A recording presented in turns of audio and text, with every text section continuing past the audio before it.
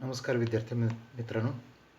BCom भाग 2 semester 4 उद्योजकतेचे मूलतत्वे fundamentals of entrepreneurship unit 3 business plan and project report व्यवसाय योजना आणि प्रकल्प अहवाल या अंतर्गत आपण प्रोजेक्ट रिपोर्ट ऑफ ऑइल मिलचा प्रकल्प अहवाल याचा अभ्यास करतोय. आपण पाहतो की ऑइल मिलचा भरपूर मोठ्या प्रमाणावरती व्यवसाय केला जात असतो. याच्यामध्ये विविध प्रकारचे ऑइल असतात, ते तयार केले जातात आणि आपल्याला माहीत आहे तेलांना भरपूर मागणी आहे. त्या ठिकाणी तुम्हाला सुरुवातीला ऑइल मिलचं नाव द्यायला पाहिजे. आपण इथं स्वागर ऑइल मिल दिले, प्रवर्तकाचं नाव द्यायला पाहिजे, पत्ता वगैरे देऊ शकतो. प्रस्तावना पहिले आपण घेतो. ग्राहकांना विविध प्रकारची तेलं दैनंदिन जीवनामध्ये अत्यंत आवश्यक असतात. काही त्याचा खाद्यपदार्थ म्हणून तर काही त्याचा सौंदर्य प्रसाधने म्हणून वापर करतात. शेंगतेल असेल, सोयाबीन तेल असेल, सूर्यफूल तेल असेल, मोहरीचं तेल, करडई तेल, तिळाचं तेल इत्यादी तेलं तयार करण्यासाठी ऑइल मिलची आवश्यकता असते. खाद्यतेलाचा वापर हा दिवसेंदिवस वाढत आहे. भारत हा बऱ्याच खाद्यतेलांची आयात करीत आहे. आपल्याकडे अनेक तेलबियांचं उत्पादन घेतलं जातं, परंतु तेलबिया आणि त्यावर प्रक्रिया करणारे उद्योग सुरू करणं गरजेचं आहे. तेवढ्या प्रमाणात आपल्याकडे उत्पादन तेलांचं होत नाही. तेलबियापासून जे आपल्याला प्रक्रिया करून ऑइल मिळण्याचं प्रमाण आहे ते 20 ते 35% असतं. सदर प्रकल्प हा सोयाबीन ऑइल तयार करण्याचा उभारण्यात येईल. संभाव्य बाजारपेठ. दुसऱ्या मुद्द्यामध्ये आपण संभाव्य बाजारपेठ. कच्चं सोयाबीन तेल हे रिफायनरीला पुरवता येतं. रिफायनरीमध्ये ते शुद्ध करून खाण्यासाठी वापरता येतं. महाराष्ट्रातील विशेषतः विदर्भात सोयाबीन तेलाला खूपच मागणी आहे. अनेक ठिकाणी मोठ्या प्रमाणावरती रिफायनरी आहेत की ज्या कच्च्या सोयाबीन तेलाची खरेदी करतात व सर्व ठिकाणाहून सोयाबीन तेला मोठ्या प्रमाणावरती मागणी असते. शेंगदाणा तेल, सूर्यफूल तेल, मोहरीच्या तेलापेक्षा सोयाबीन तेल स्वस्त असल्यामुळे त्याला इतर तेलापेक्षा जास्त मागणी असते. शेतकरी सोयाबीनचं पीक मोठ्या प्रमाणावरती व्यावसायिक हेतूसाठी घेत असल्यामुळे कच्च्या मालाची उपलब्धता सहजपणे होते. सोयाबीन तेलाला मोठ्या प्रमाणावरती उपलब्धता असल्यामुळे सदर प्रकल्पाची बाजारपेठ संभाव्य क्षमता अधिक आहे असं आपण म्हणू शकतो. त्यासाठी जी इमारत लागते ऑइल मिलसाठी 300 चौरस मीटर जागेची आवश्यकता आहे. त्यामध्ये 200 चौरस मीटर बांधकाम एरिया असेल आणि प्रक्रिया रूम, स्टोअर रूम, ऑफिस व स्वतंत्रपणे बांधावं लागेल. सदर जागा आवश्यक व इमारत प्रवर्तकाच्या मालकीची आहे असं आपण या ठिकाणी प्रोजेक्ट रिपोर्टमध्ये दाखवतोय.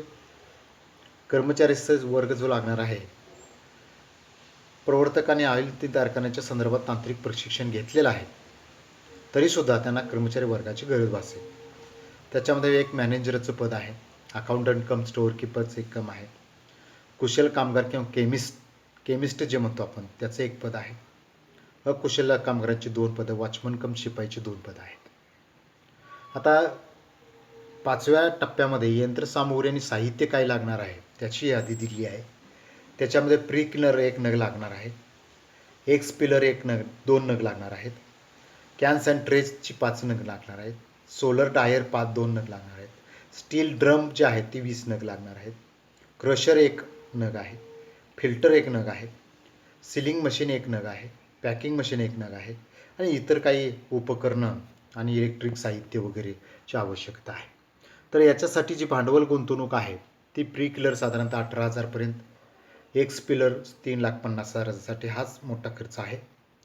कॅन्स अँड ट्रेज आहे ते 50,000, solar dryer 15,000, steel drum 15,000, steel drum 60,000, storage tank जो आहे तो 15,000 आहे आणि क्रशर जे आहे ते 70,000 रुपये, फिल्टर 25,000 रुपये, सिलिंग मशीन 5,000, पॅकिंग मशीन 15,000, इतर उपकरणं 52,000 आणि साधारणतः इलेक्ट्रिक साहित्य आहे ते 71,000 रुपयेचं लागेल. असं टोटल 7,45,000ची भांडवली गुंतवणूक अपेक्षित आहे.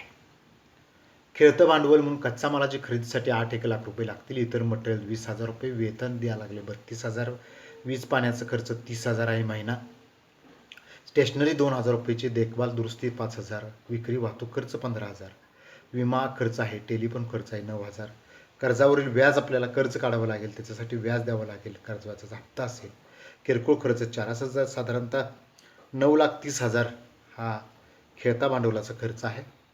आणि एकूण जे भांडवल आहे ते भांडवली गुंतवणूक 7,45,000ची आहे आणि खेळतं भांडवल 9,30,000. वर जे आपण जे भांडवली गुंतवणूक आणि खेळतं भांडवल याची जी टोटल आपण केली आहे ती इथं एकूण भांडवल म्हणून घेतलेली आहे. ती 16,75,000च्या आसपास आहे. आता यापैकी तुम्हाला तुमचं स्वतःचं भांडवल काही घालावं लागेल आणि कर्जाऊ भांडवल काही, कारण प्रोजेक्ट रिपोर्ट हा आपण कर्ज मिळवण्यासाठीच करत असतो. भांडवल उभारणी तुम्ही कशी करणार आहे तर स्वतःचं भांडवल 6,75,000 आणि कर्जाऊ भांडवल 10 लाख असं टोटल 16,75,000 आपल्याला जी उभारणी करायची आहे सुरुवातीला ती केली जाईल. आता संभाव्य नफा तोटा पत्रक वार्षिक रुपये लाखात आहे. ते या ठिकाणी एकूण विक्री ही लाखात दाखवलेली आहे 121 लाख, पुढं ती 130 लाख, 137 लाख, 142, 147 अशी दरवर्षी वाढवताना दिसते. आणि खर्च जो आहे तो सुरुवातीला 1,14 लाख, 120, 1,20 लाख, 1,52 लाख, 1,28 लाख, 1,32 लाख वगैरे असा तो खर्च वाढताना दिसतोय. नफा त्या प्रमाणामध्ये एकूण विक्रीतून एकूण खर्च वजा केला तर जो राहतो तो नफा या ठिकाणी आहे तो मग तोही त्या ठिकाणी वाढताना दिसतोय. आता हे सर्व जर लक्षात घेतलं याच्यामध्ये विक्री एकूण जो खर्च आहे तो एकूण खर्च कसा कॅल्क्युलेट केला आहे तर आपण जो वरती खेळतं भांडवल काढलेलं आहे ते 1 महिन्याचं आहे, धर्म आहे, त्याला गुणिले 12 केला की 12 महिन्याचा खर्च येतो आणि खर्चापेक्षा विक्री जास्त दाखवलेली आहे त्याशिवाय नफा दाखवतला येत नाही. वरील संभाव्य नफा तोटा विचारात घेता सदर प्रकल्प व्यवहार असल्यामुळे आढळते. नफ्याचे प्रमाण वेळच्या वेळी नफ्याचे प्रमाण लक्षात घेतला तर कर्जाचे मुद्दल आणि व्याज वेळच्या वेळी परत करणे शक्य आहे. या क्षेत्रातील तज्ज्ञ आणि अनुभवी लोकांच्या मते हा प्रकल्प योग्य वार्थक्षम आहे असं म्हणून आपण त्याची दिनांक, सही, ठिकाण वगैरे आपण दाखवतो. त्याच्यात जोडपत्र आहे, आवश्यक कागदपत्रे, परवाने, करार, कोटेशन इत्यादी वगैरे. तर हा आपल्याला ऑइल मिलचा प्रकल्प आहे. खरं म्हणजे तुम्ही हा जो प्रकल्प अहवाल आहे हा तुम्ही तयार करायचा, कारण एकदा पहिला आपण जो डिटेल घेतल्यानंतर बाकीचं काय फक्त प्रस्तावना, संभाव्य बाजारपेठ आणि बाकीची आकडेवारी, साहित्य वगैरे याच्यातलं हे सगळं चेंज होत जातं. बाकीचं बऱ्यापैकी सगळा जो भाग आहे म्हणजे एकदा फॉर्मॅट लक्षात आला की त्या फॉर्मॅटप्रमाणे तुम्हाला त्याचा प्रोजेक्ट रिपोर्ट तयार करणं शक्य होतं. अर्थात यासाठी तुम्हाला त्या संबंधित म्हणजे ऑइल मिल जाऊन बघावं लागेल, त्याला मटेरियल कुठलं लागतं ते बघावं लागेल, यंत्र कोणती लागतात ते बघावे लागतील आणि हे सर्व बघूनच तुम्ही त्याची माहिती काढू शकता. कोटेशन वगैरे इथं जोडपत्रात दिले म्हणजे तुम्हाला प्रोजेक्ट रिपोर्ट तयार करण्याच्या अगोदर ते जी यंत्रसामुग्री लागणार आहे ती त्याची यादी तयार करून ती कुठे मिळते बघून त्याचे कोटेशन घेणं हे आवश्यक आहे. आणि मग बाकीचे तुम्ही जे प्राथमिक त्याच्या परवानग्या आहेत किंवा मंजुरी आहेत, परवाने आहेत ती या ठिकाणी जोडणं आवश्यक आहे. आपण इथं म्हणतोय की जागा, इमारत प्रवर्तकाच्या मालकीची आहे तर त्याचे फोटो, त्याच्या मालकीचे कागदपत्र वगैरे हे सुद्धा या ठिकाणी देणं, जोडणं खूप महत्त्वाचं आहे, आवश्यक आहे. कारण त्याशिवाय आपल्याला त्या संदर्भातली माहिती लक्षात येत नाही. आत्ता मी सांगितल्याप्रमाणे जो कामगार वर्ग असेल, कारण तुम्ही स्वतः त्याचं ट्रेनिंग घेणं हे खूप आवश्यक आहे. कारण तुम्हाला त्यातले डिटेल्स, कारण या ऑइल तयार करणं हे टेक्निकल बाबी आहेत आणि ते टेक्निकल नॉलेज तुम्हाला नसेल तर पुढं त्याची क्वालिटी असेल किंवा ऑइल निघण्याचं प्रमाण आहे, आपण इथं जे म्हटलं की 20 ते 35% त्या तेलबियापासून ऑइल निघतं.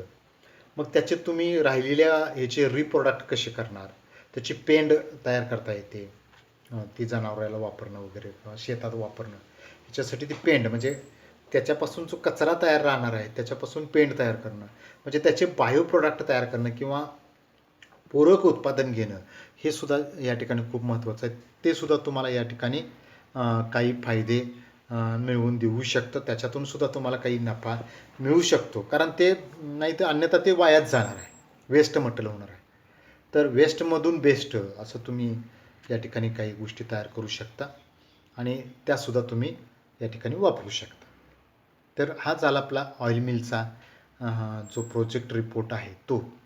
आणि आपल्याला माहिती आहे की प्रोजेक्ट रिपोर्ट जो हा जरा माहिती आणि आकडेवारी योग्य असेल तर तो सत्य राहतो, ऑथेंटिक राहतो आणि ॲक्युरेट राहतो. की बँकेकडे आपण ज्यावेळेला तो सादर करतो त्यावेळेला बँक त्याच्यामध्ये मग मोठ्या प्रमाणावरती शंका किंवा अडचणी उपस्थित करत नाही. त्यामुळे जास्तीत जास्त ॲक्युरेट आणि योग्य वास्तव माहितीच्या आधारे ते तयार करणं आणि त्याच्यामध्ये खोटेपणा आणि अवास्तव न येऊन देणं हे खूप महत्त्वाचं आहे. तर हे व्याख्यान तुम्ही माझं शांतपणे ऐकून घेतले याबद्दल